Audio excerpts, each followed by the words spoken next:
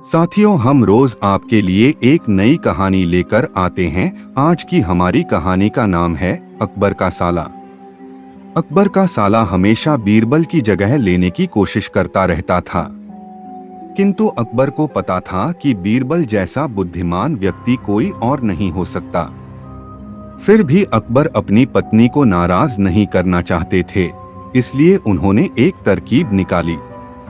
अकबर ने अपने साले को कोयले की एक बोरी देकर कहा कि उसे राज्य के सबसे चालाक और लालची सेठ दमदीलाल को 10,000 रुपए में बेचकर दिखाए। अगर वह ऐसा कर सका तो उसे बीरबल की जगह वजीर बना देंगे। अकबर की इस अजीब शर्त को सुनकर साला अचंभे में पड़ गया।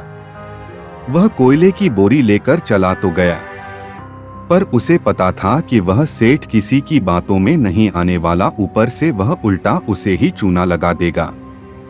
हुआ भी यही, सेठ दमदीलाल ने कोयले की बोरी के बदले एक ढेला भी देने से इनकार कर दिया। साला अपना सा मुंह लेकर महल वापस लौट आया और अपनी हार स्वीकार कर ली। तब अकबर ने वही काम बीरबल को करने के लिए कहा। बीरबल ने अकबर से कहा, ये तो मेरे बाएं हाथ का खेल है। आप कोयले की बोरी की बात कर रहे हैं, मैं तो कोयले का एक टुकड़ा ही 10,000 में बेच आऊंगा। मुझे बस थोड़ा समय दीजिए। बीरबल ने एक योजना बनाई। वह सबसे पहले एक दर्जी के पास गया और एक मखमली कुर्ता सिलवाया। फिर हीरे मोती की मालाएं पहनी, महंगी जूती पहनी और कोयले को बारीक पिसवाकर सुरमे की एक छोटी सी चमकदार डिब्बी में भर लिया। फिर वह बगदाद से आए एक शेख का भेष बनाकर शहर में यह प्रचार करने लगा कि यह सुरमा आंखों में लगाने से मरे हुए पूर्वज दिख जाते हैं और वे गड़ा हुआ धन बताते हैं। सेठ दमदीलाल को भी यह बात पता चली और उसने शेख बने बीरबल से सुरमे की डिब्बी खरीदने की पेशकश की। बीरबल ने डिब्बी के 20,000 रुपए मांगे और अंत में 10,000 में सौदा तय हो गया।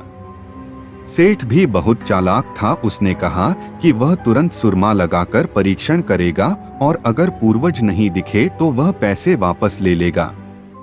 बीरबल सहमत हो गया। वह सेठ को लेकर शहर के चौराहे पर गया। वहां लोगों की भीड़ इकट्ठा हो गई। वहां बीरबल ने ऊंची आवाज में कहा कि आज मेरा सुरमा सेठ दमदीलाल लगाने जा रहे हैं।